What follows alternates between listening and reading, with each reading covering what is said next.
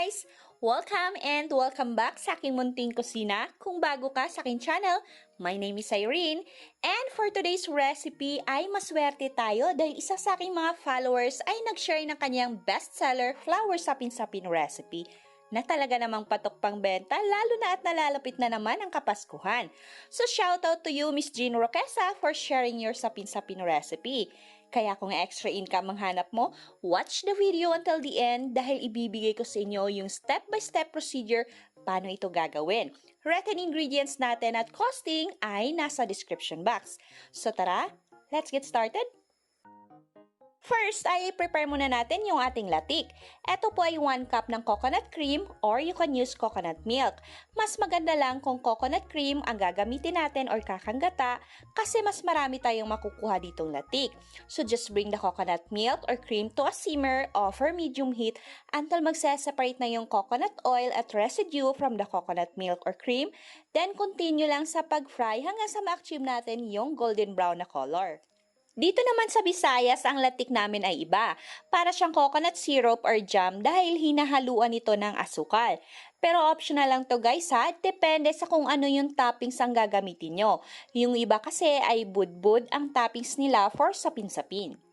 Once na golden brown na yung ating latik, salain natin ito, then set aside muna. Para naman sa ating sapin-sapin mixture ay gagamit tayo dito ng 2 cups glutinous rice flour, 1 cup ng all-purpose flour or you can use rice flour, half cup ng white sugar, you can adjust according to your taste, half a teaspoon of salt just to balance the sweetness. Mix, then add 1 can of 380 grams condensed milk,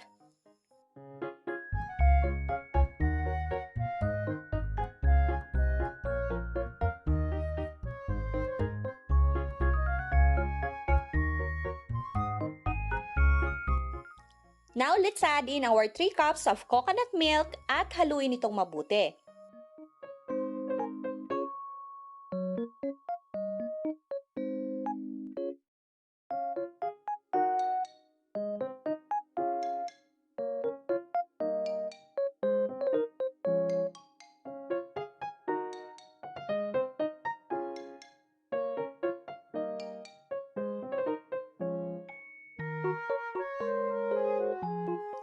Salain natin ito para smooth yung outcome ng ating mixture at mawala yung lumps or buo-buo.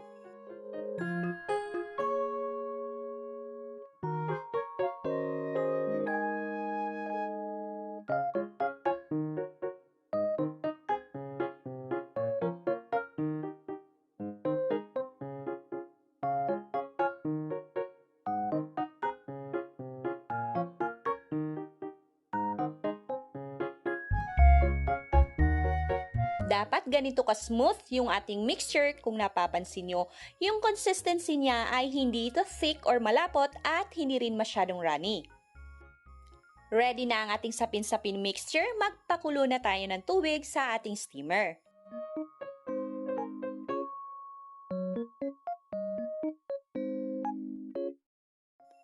Para naman sa ating flour molder ay meron kayong mabibili neto sa Shopee or Lazada.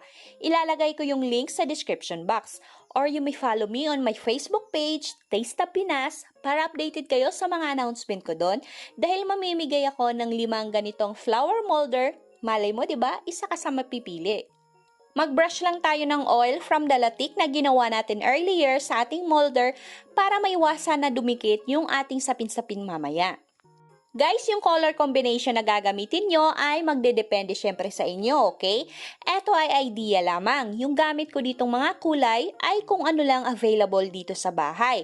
So, yung pinaka-center ng ating flour molder ay gumamit ako ng chocolate brown. Yung mixture natin ay 1/4 cup. Mix lang natin itong mabuti hanggang sa ma-achieve nyo yung kulay na gusto nyo. Then, lagay natin ito sa middle part ng ating molder. gumamit ako ng barbecue stick to help the mixture reach the corners of our molder. At dapat pag gagawin natin ito, yung ating molder ay nakalagay na sa ating steamer basket para diretso na lang ito sa ating steamer. Yung steamer ko dito ay saktong-sakto lang yung laki sa molder. So kung mas malaki yung steamer na gagamitin nyo, ay po pwede na hindi magkakapareho yung ating steaming time. Anyway, check nyo na lang kung luto na siya. Sa steamer na gamit ko ay 5 minutes lang luto na ito. Medium heat yung setting ng ating kalan and make sure na kumukulo na yung ating water sa steamer bago natin isalang yung ating steamer basket. And don't forget to cover your lid with clean cloth para maiwasan na matuluan ng water drippings yung ating sapin-sapin. Now, para naman sa design na to sa ating petals ay 1/4 cup uli ng mixture ang gamit ko, then your choice of food coloring. And by the way guys, pwede kayo gumamit dito ng flavored na food coloring.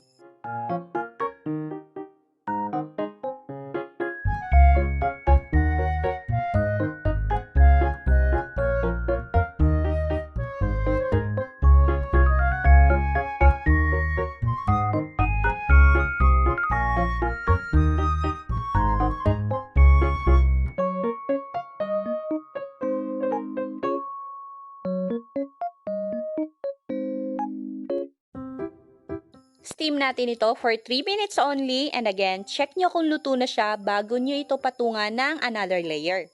Sa sumunod naman na layer, ito ay 1 cup ng mixture and your choice of food color. Gamit ko dito ay egg yellow.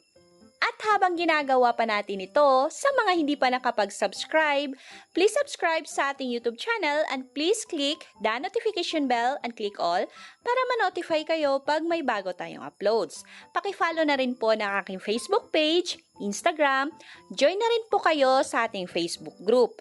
At kung hanap nyo naman ay easy breakfast ideas, murang ulam recipes at hindi maingay na kusinera, sagot ko na kayo dyan.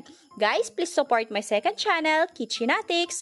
We'll be uploading easy and quick recipes, mostly breakfast ideas at ulam naman, para naman may pangnegosyo kayo dito sa Taste of Pinas at may pangulam din kayo sa Kitchenatics.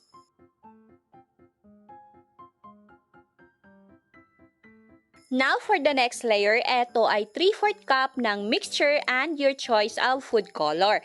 Then steam natin ito for 10 minutes or until cook na siya.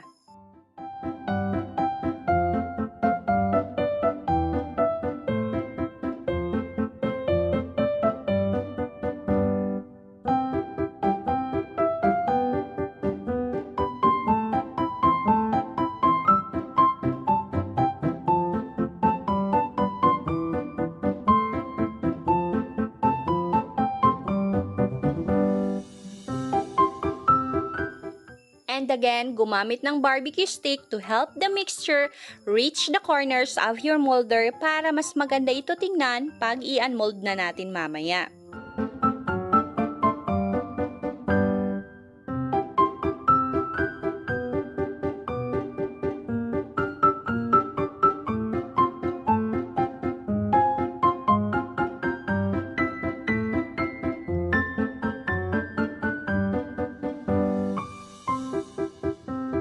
Yung natitirang mixture natin, yun ang ating final layer. Paalala lang, i-check nyo muna mabuti, lalo na sa middle part kung luto na ito. Gaya neto, nakalimutan ko siyang i-check. Medyo di pa fully cook yung gitna, pero okay lang yan dahil di naman siya visible pag i-flip over na natin. For the final layer, ay steam ko ito ng 15 minutes or until fully cook na siya. So after 15 minutes, ay check nyo kung luto na ito. Kung hindi pa, extend your steaming time for another 5 minutes, then check again. Magic, di ba? Naging violet yung kulay niya. Let it cool completely bago natin ito i-unmold. Huwag masyadong excited, baka masaktan ka lang.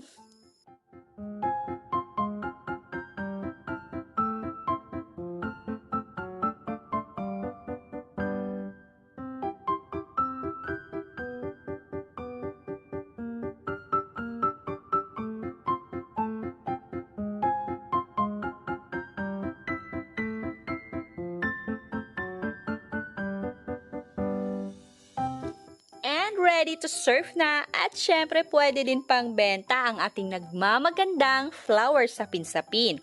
Now you can top it with latik or your choice of topping. Baka makonfuse kayo dalawa kasi yung ginawa ko. Dahil sa totoo lang nakakatuwa siya gawin. Guys, subukan nyo to, promise masarap siya at sakto lang yung tamis niya. Well, to be honest, at first hesitant ako gumamit ng all-purpose flour kasi madalas sa mga napapanood kong sapin-sapin recipe, ang gamit nila ay glutinous rice flour at rice flour. Pero tama nga si Miss Jane, hindi nakakaapekto sa lasa at texture niya kung all-purpose flour man ang gamitin natin. Actually, yung ginagamit lang daw niyang harina ay yung below 30 pesos lang daw ang kilo.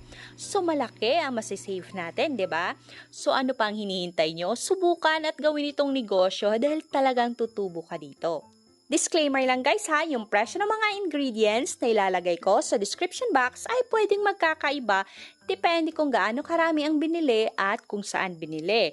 Sa bintahan ng ating flour sapin-sapin ay pwede mong dagdagan o bawasan depende kung magkano ang ginastos mo.